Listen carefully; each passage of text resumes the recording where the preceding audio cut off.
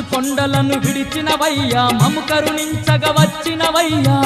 కొండలను విడిచినవయ్యా మము కరుణించగ వచ్చినవయ్యా మాత పార్వతీ తోడుగా ఇలలో మాకు తోడుగా నిలిచినవయ్యా